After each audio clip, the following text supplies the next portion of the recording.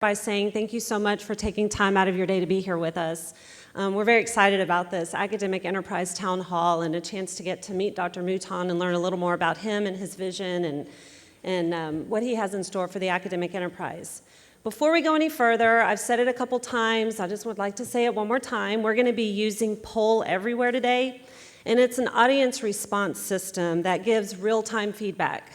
For those of you who might be concerned, it is anonymous, so we're not asking for usernames, nobody has to log in or anything like that. And the questions are really easy. I think you're going to enjoy it, and hopefully it'll help keep everybody engaged. So as a reminder, if you're utilizing the option 1, the text messaging option, you're going to see a little link after that you're going to want to push. Don't push it because it'll ask you to create an account, and it becomes confusing. Okay, so is everybody ready? We're going to start by testing this Poll Everywhere with the first question. What area of the academic enterprise are you in?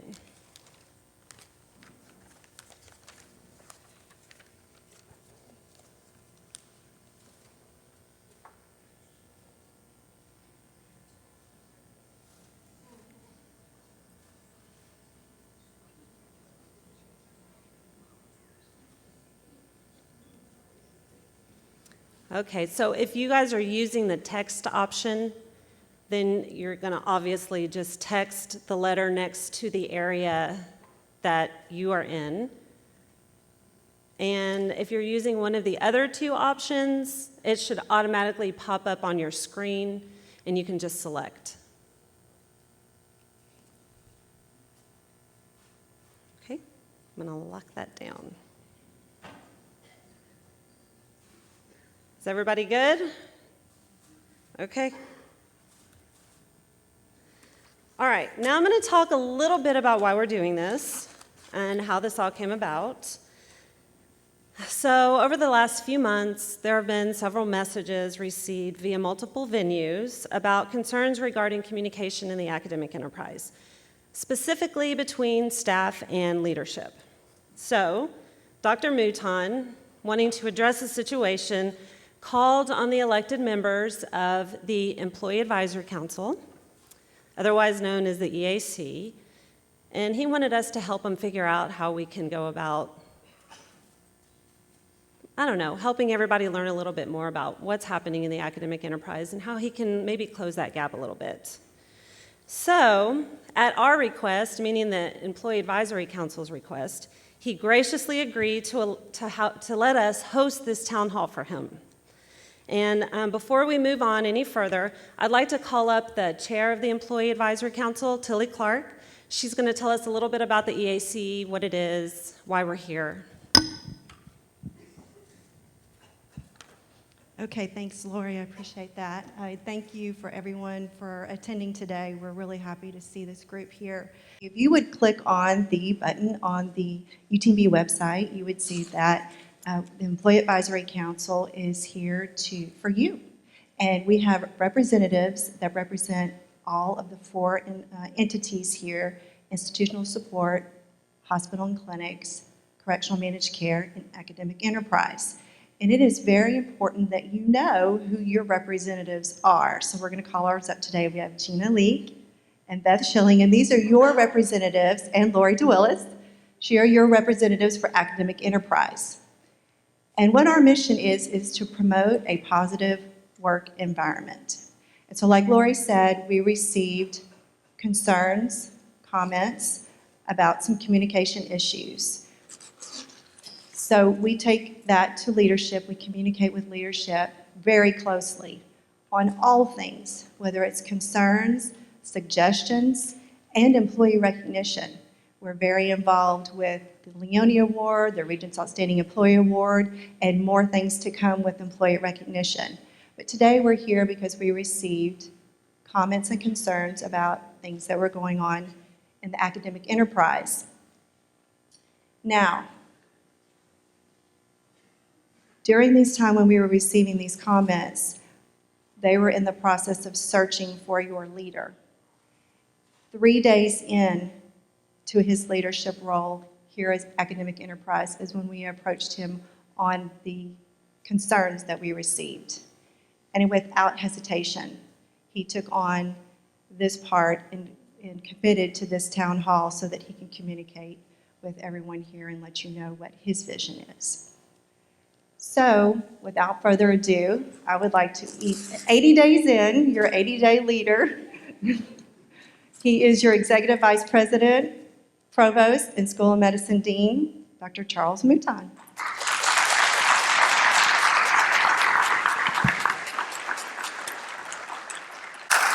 Well, thank you, Tilly. What she's not telling you is that this also sprang from a question we had, what were the things that kept me up at night?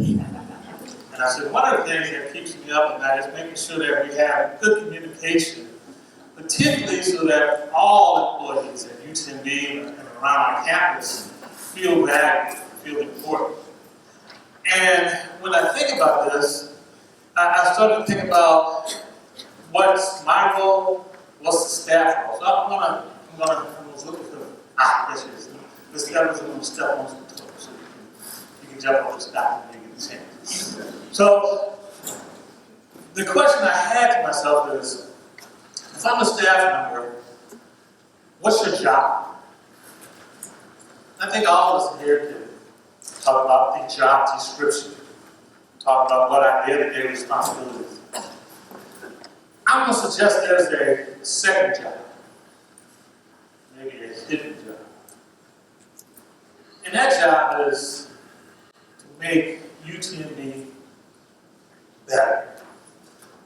Everyone has that responsibility. Throughout the organization, we have that responsibility to make it better. Why? Why would I say that? Well, it's because when you talk about UTMB, it's working together to work wonders. But more importantly, part of what I've laid out as my vision, working together to work wonders, to be the best academic health center in the state of Texas. And we need everybody's help in doing that. Everyone's willing to say, it's my responsibility to make UTMB better. And having that as our second job. What's my vision in terms of my role as EVP of Stevens School of Medicine? Well, I put the slide up when I did my original talk, and I reflected about the fall that was on the seawall many days when I was driving in the months of February and March. And as I was driving through that fall, thinking about the changes in academic medicine, changes in health education, changes in research, all the new things that are happening, the breakneck pace of change that we face as an organization. I imagine that many of you feel like you're in the fall. You can't see the car in front of you. You can't see which way we're going. You're not sure of the direction. Now, many would say, well, my role is the person that's going to drive this bus through the fall and know where we're going.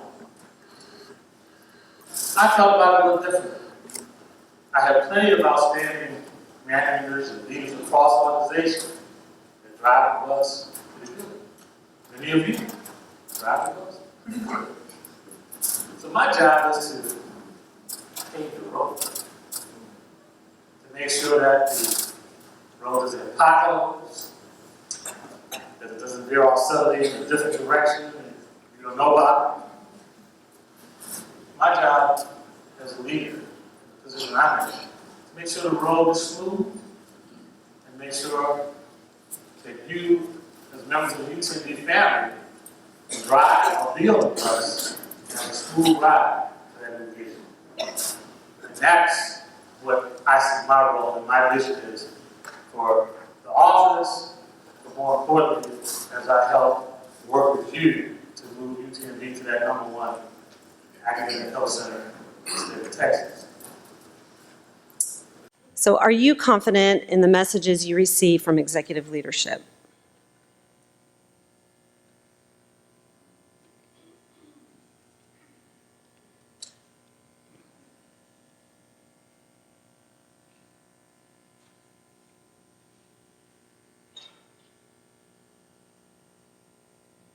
right. Stops moving, I'm going to lock it down. Okay, looks pretty good.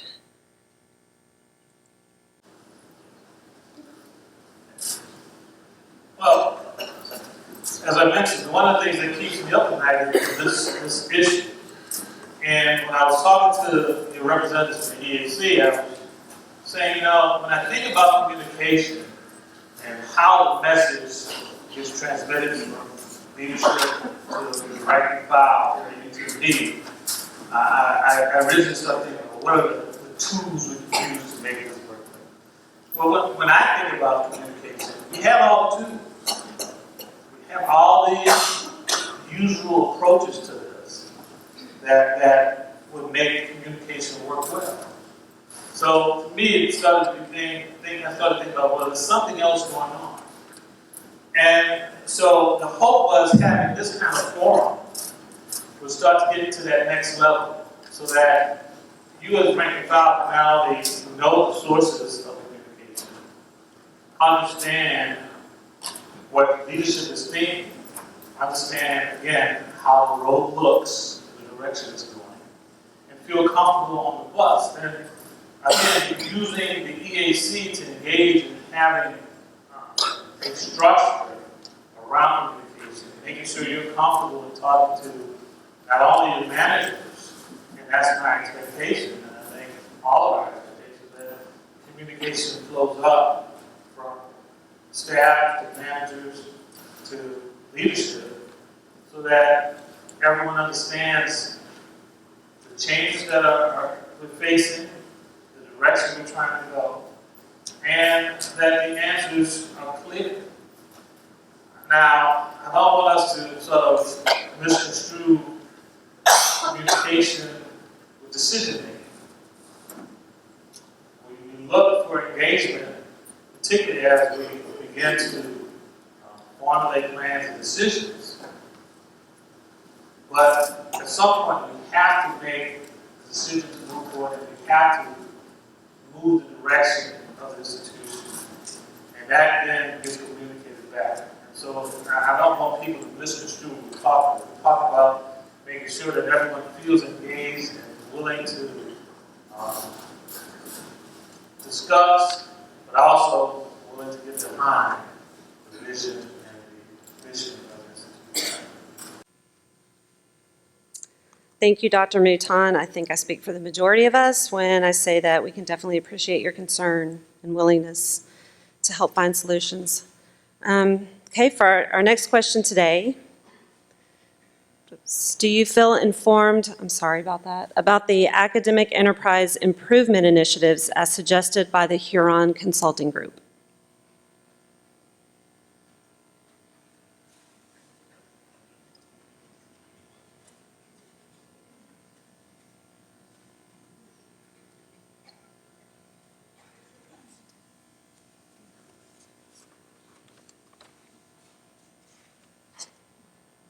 All right, let me lock it down.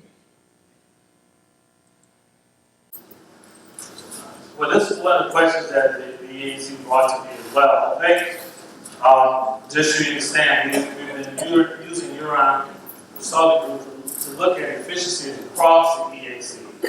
We looked at it in terms of how we compensate our faculty. We looked at it for how we utilize our administrative support. We looked at it in terms of our research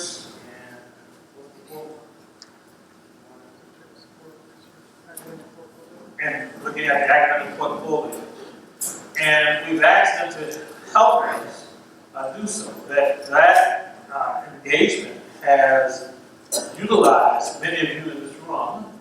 We've had this the ground-up process, again, trying to identify individuals from the rank and file staff and faculty to help us in these discussions. Many of the faculty members have been part of the faculty compensation plan. Many of the staff have been part of the administrative support. The researchers have been part of the research plan. So all of those are in the process. Many of those have been rolled out. We're in the process now where for many of those initiatives, the Huron team is now going out and re-engaging with smaller groups. We've already engaged with many of the constituencies in our town hall meetings. I believe we've had at least 3 broad town hall meetings across the academic enterprise. Hopefully many of you had a chance to engage with that. We're now in the process where Huron is going to the administrative team to talk about the outcomes of that work at the departmental level. So I hope you engage with that. So the process is we're now going back to put the final touches on reporting out the work that these teams have done, putting in place the final touches on how the institutions are moving forward, and with both the help of Huron in terms of facilitating the discussion, but really it's a discussion that's been generated from the ground up by you, the UTMB family. One of the key things, particularly for staff, that I want to discuss was this idea of having a service center. So for the academic enterprise, we've talked about trying to gain levels of efficiency by creating what we call a service center for many of the, what I would call routinized procedures that we've had many people sort of doing. So the notion is you have all these people doing sort of the same function. Some getting to do it 2, 3, 4 times a year, others getting to do it multiple times with varying levels of skill and expertise. The notion was, if we can consolidate this and gain efficiencies by consolidating it, automating the process, allowing it to be something where people who are dedicated to this area can now start to provide efficiencies, that's what we want to do.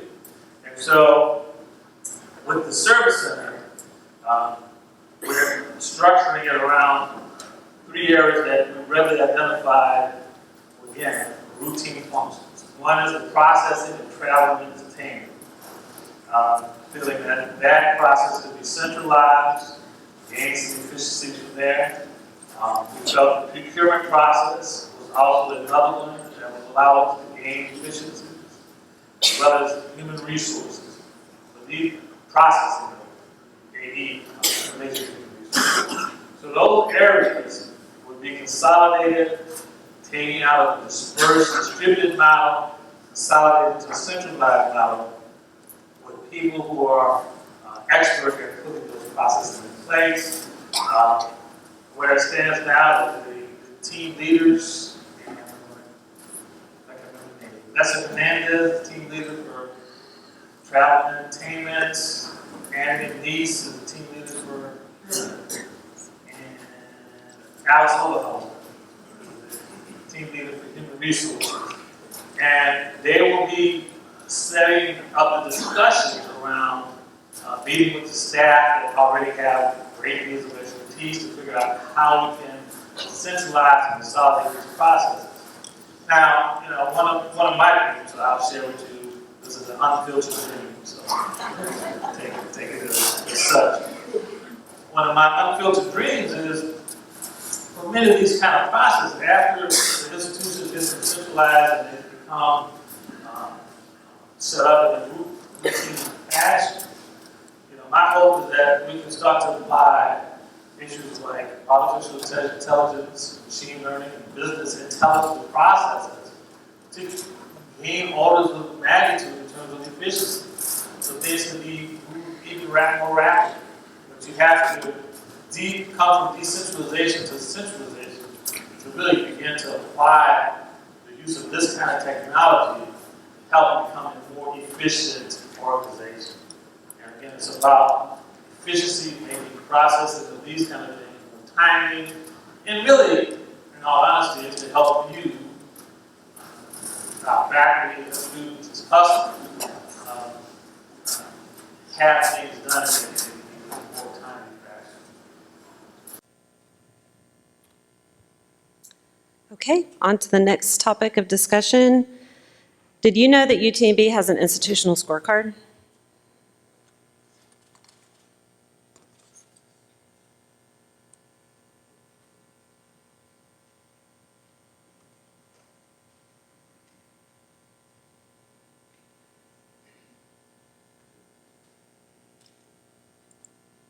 All right, so institutional scorecard. I hope you know we have a UTMB-wide institutional strategic plan that has 4 pillars: strategic management and resources. You can go back. And for all of those, it's designed so that we have the strategies we look at utilizing, the tactics we plan on utilizing to accomplish them, the targets we set as our objectives. And it allows us to monitor how we move forward in terms of reaching our strategic objectives. That institutional scorecard is something that helps guide us as leadership. And I'm glad that you all know that it exists, and would encourage you to help us keep tabs on how we're doing by following the status, as you see in the column that has status with the green highlights or the yellow or some, hopefully not too many reds. And so you can help us move forward. This is how the institution plans to move forward in terms of its strategic alignment, goals, and plans. Now, many of you, in terms of your individual schools, your individual units, your individual departments, may have its own strategic plan, and we would encourage you to think in that strategic direction. Obviously, we expect them to align with this institutional strategic plan, but I would encourage you to have the same for your units.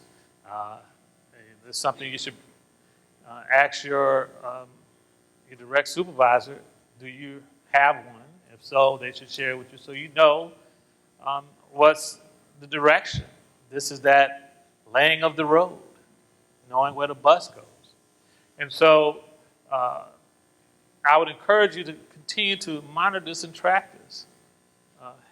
Help hold us accountable for moving the direction forward. But it helps you see where we see the institution moving. And so that you can do that second job that I talked about. Everyone having a responsibility to make UTMB better with the goal of becoming the best in the state of Texas. So that's one of the main reasons that I'm meeting with you, because I recognize, as well as President Callen and the rest of the leadership, that we don't get there without you. We don't get there without you. We don't get there without you. And without your help, without you engaging with us to move the institution forward, we won't. And what's the downside of that? The people of the state of Texas, your friends and neighbors in Galveston County and the other counties up and down the I-45 corridor don't get the care they deserve. The students, your friends' children that come to have a passion for health professions don't get the education they deserve. And the new discoveries to help people live better lives don't get made. So that's why we ask for your engagement, your help. So this speaks to the priorities. Again, as you heard, people, strategic management, growth, value, and resources. We moved from the Best Care Initiative to doing that best care for every patient every time. You're here shortly. I see him in the audience. Wave your hand, Dr. Sharma.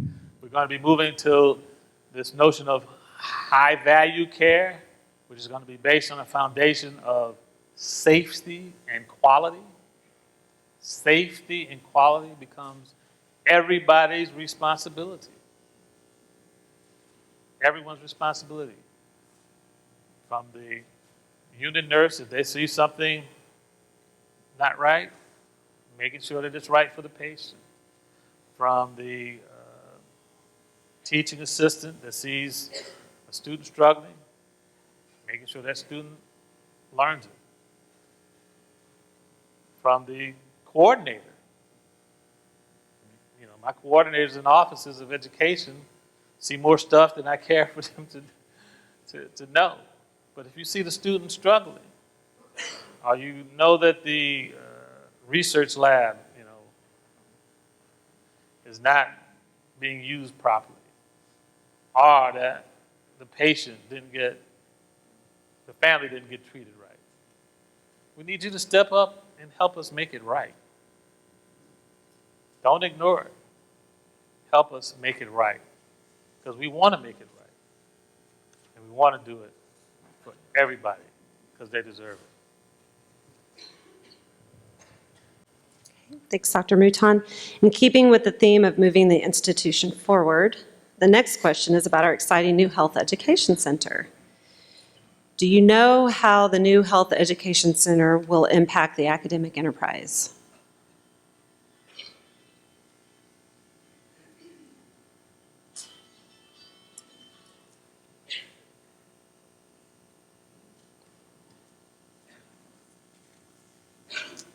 All right, I'm locking it down. Okay, well, I hope everybody knows where it's at, to start with that. Okay, it's that new building that's been coming up. I guess it's, I don't know which direction, let's see. Behind me. There's a new building that's behind this building that's coming up. It is going to be an outstanding educational facility for students across all of the health professions. There's a picture of it up front.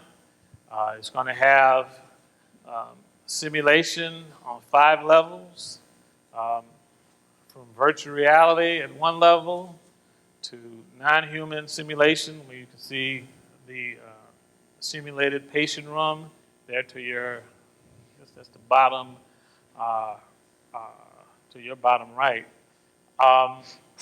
where we can practice the care of patients in a simulated environment, up to the top right, simulated patients and a standardized patient where we actually have live human patients, simulating patient care scenarios,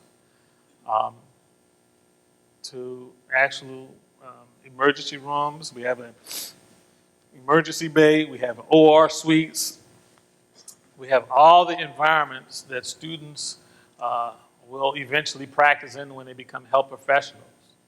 So what this does is allow you to now set a learning platform that allows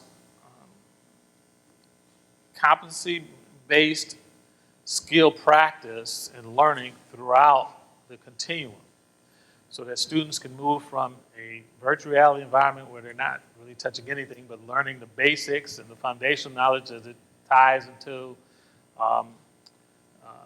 the clinical skill piece of it. They can to the clinical scenario piece of it.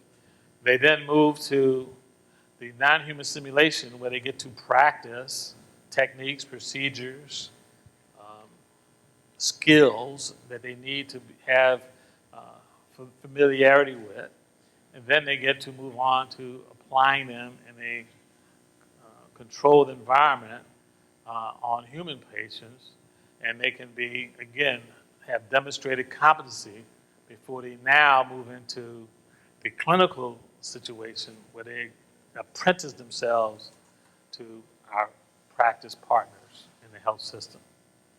So this is part of that continuum.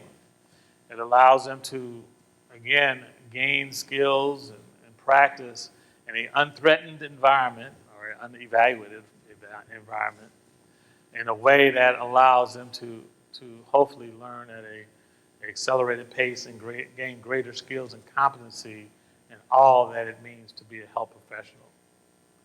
And so this is going to be a great tool for doing that.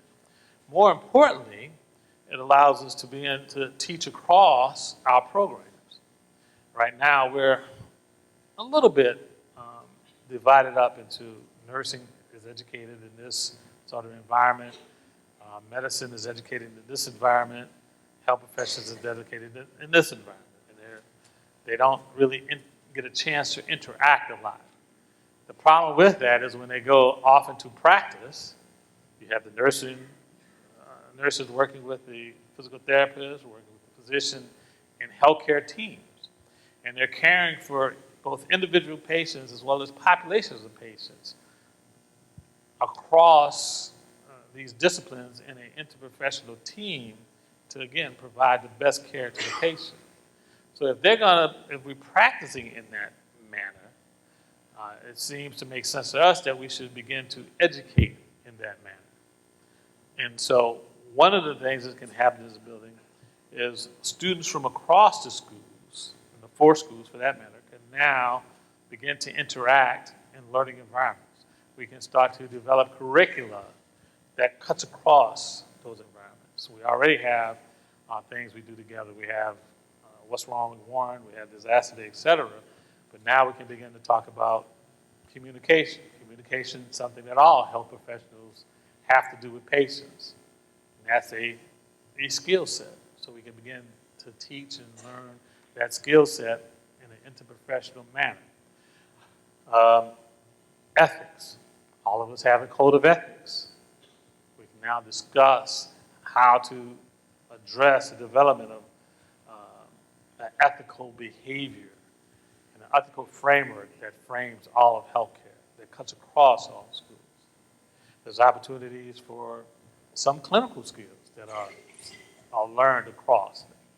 So all of those things now can happen in this health education center because, first off, we got the room to do it, so we can have all our learners there together. But also, we can begin to collaborate across disciplines, using the best and brightest teachers and educators, as well as the best and newest equipment. So, I don't know, how many in here have had a chance to tour the facility? Okay, that's pretty good. I would encourage all of you, Dr. Sullivan's down front, to arrange a tour. Go over, take a look. Don't take my word for it. There's art. There's going to be a grill. There's a fabulous opportunity, I think, for us to begin to collaborate, interact together across departments, across disciplines, across schools. Get in there, see it, think about, again, how it can be utilized in what you do and how you function at UTMB. So, with that, this is what we started on, talking about communication. I hope that this served as an opportunity for you to at least to hear me. When you see me walking around, please feel free to stop and say hi. If I'm grimacing, that's all right. Y'all can just pat me on the shoulder and say it'll be all right. Feel free to engage. Use this as an opportunity to set this as a new and exciting day for UTMB. Use this opportunity to reach up to your administrators and ask, where's our strategic plan? What direction are we going? How do I know I'm in alignment? Be proactive about how we can do this thing, whatever that thing may be, better. We all should be thinking about our customers. Our customers are the patients that we serve, both either research, clinical care, and the students we teach. Those are the customers. And we do this because we want to work wonders to take care of folks here in the state of Texas and beyond. So I'm encouraging you. Communicate. Help me figure out a way that the message is transmitted in a way that you feel you have understood and have engaged in. I'm going to ask you to please contact your EAC members with ideas toward that end, because we want to make sure that everyone understands what the institution is about, what we're trying to do, what the mission is, and how we're trying to move it forward, so that you can now feel that, A, you're on the bus and you know how you can help us move it forward. So I guess with that, I think that's it. Any questions?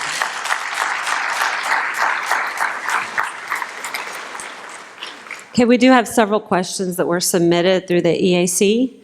So we're going to start this part of the presentation with one of our members asking some of those questions. Hi, this was the first question submitted to EAC. Dr. Mouton, there is so much emphasis on the clinical mission of UTMB that we wonder how important are the other two missions for the academic institution.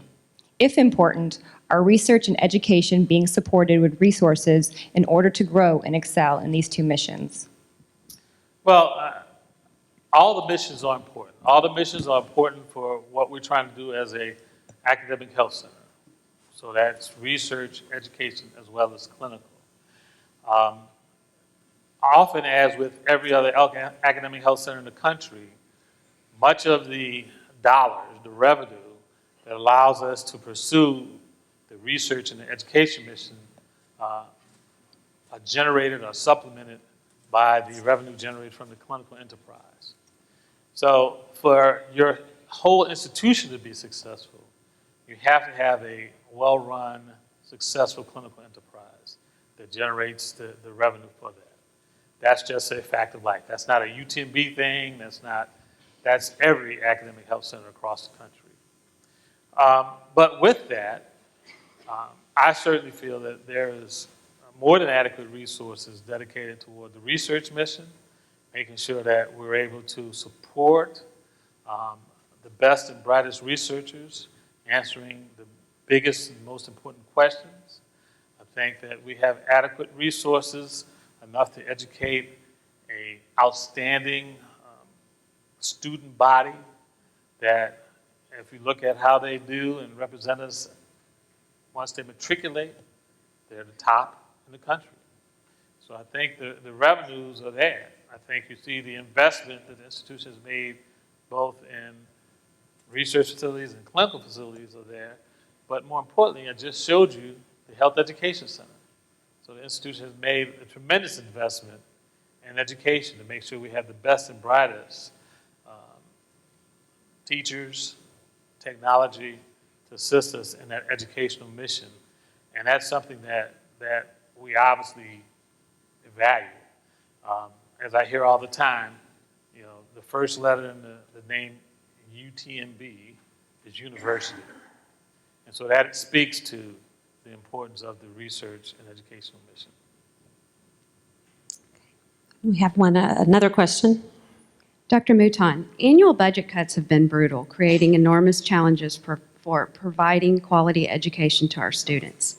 Do you advocate raising tuition rates, and do you think UTMB and/or UT system will support increases? Well, just so happens this last year we increased tuition by about 4%. We want to obviously be reasonable in the market. So there's no direct plans on increasing tuition, but we are going to remain reasonably positioned in the marketplace, particularly in the state of Texas. Right now, we still are very affordable. If you compare us to the rest of the country, all of the state of Texas is pretty affordable. But we're affordable. We want to maintain it. We want to make sure that we keep our tuition rates at a level that allows all students an opportunity to get an education. But, you know, as with everything else, prices go up. And we just had, like I said, a 4% increase. As market dictates, we'll raise them as necessary. Tilly, can you talk about how UTMB provides support for junior faculty and what is offered? Well, I think UTMB does a great job for junior faculty. I'll start with some of the individual things. We have a lot of different training grant opportunities for research faculty, from P30s to T32s, et cetera, that help us provide support for junior faculty. We have, in terms of them writing grants, we have the Grant Central Office. We have the academies. We have the Academy of Research Mentors that help researchers. We have the Academy of Master Teachers that put on programs to help teach and train our young educators. We have the Academy of Master Clinicians that help us mentor and train our clinician educators. We have a variety of programs such as Scholars in Education that helps generate a a lot of enthusiasm around developing an academic portfolio and helping young educators know how to position themselves. We have the Brown Bag Research Lunch Series to help young investigators discuss their research. So there's a host of things we invest in terms of helping develop young faculty. I think one of the things that gets back to my previous issue, that issue of communication. How well are we letting folks know? I think it's available if people go on websites and look for them in other words, but I would ask you, particularly the staff who've been here for a while, who know about all the research opportunities, all the pilot project funding, all the Brown Bag series, to let them know. To say, hey, young new faculty member, you're interested in X. Did you know about Y? Let them know so that they know that A is there, B, they are expected to be engaged in, and C, they can feel comfortable reaching out. And so that's something that all of us in this room can do. We all know who the junior people are. We all know the people who need to know what the resources are. Don't hold it to yourself. Don't stay quiet. Help them find it and seek it out, because it is there. We have a tremendous amount of resources for junior faculty. And, you know, I work with my department chairs all the time, and we talk about how we're mentoring. And so when faculty come on board, chairs are thinking about what's the mentoring program. And so staff encourages them to pursue it. A lot of our research faculty come on board with startup packages, making sure that we support them adequately in the startup and making sure that they spend them wisely in a way that helps them develop their research. For the educators, making sure that for my educational coordinators in the room, make sure you have the junior faculty understand what's available in terms of training and how and who they can go to for assistance in developing their skills and abilities to become outstanding educators. So again, we have it. We need your help getting the word out. Okay, we did have several other questions that were submitted. They have either already been answered on the EAC website or will soon be answered on the EAC website. So to that, I would like to open the floor up for questions. We wanted to make sure we left time for folks here to ask questions. I've stunned them to silence.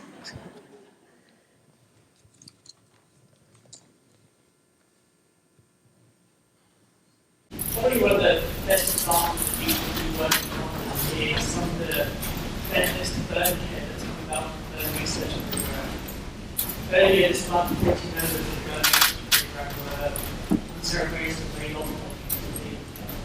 What do you think is the future of the Birmingham research program at university? Well, that's something that we're actually working on, developing a plan for moving that forward. One of the keys to that plan is obviously making sure we have the right research compliance and protections in place. We're waiting for the conclusion of some of the external consultant reports and investigations about the program. But we anticipate Byrne Research will continue, and we will continue to be a leader in it. What we have to do is just make sure that the program moves forward with all the support in place necessary to make sure, again, it rises back to its level of being an outstanding program.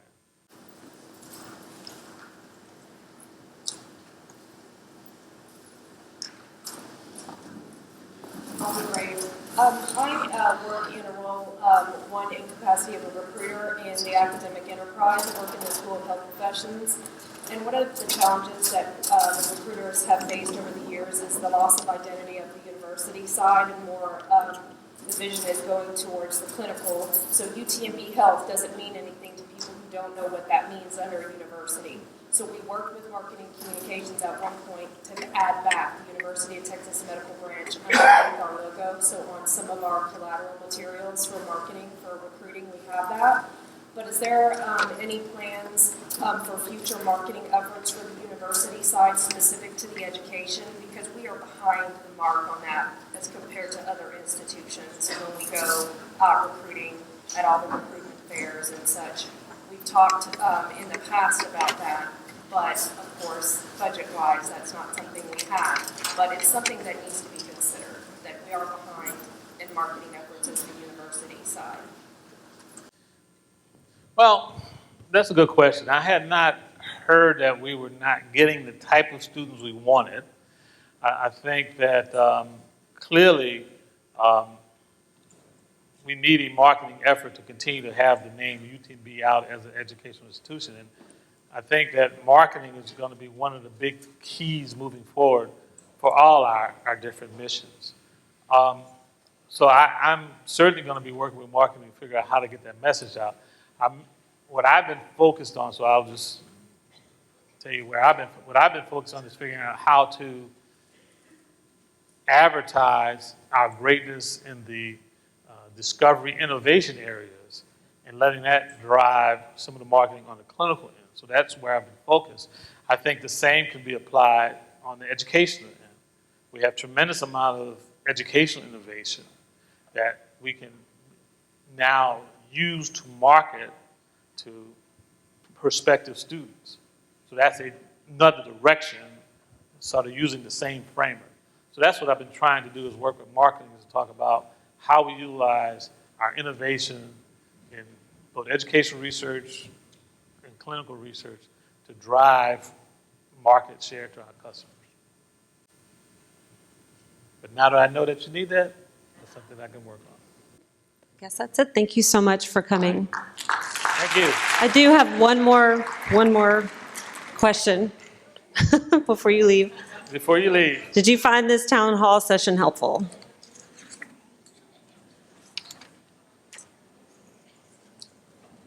UTMB Health, working together to work wonders.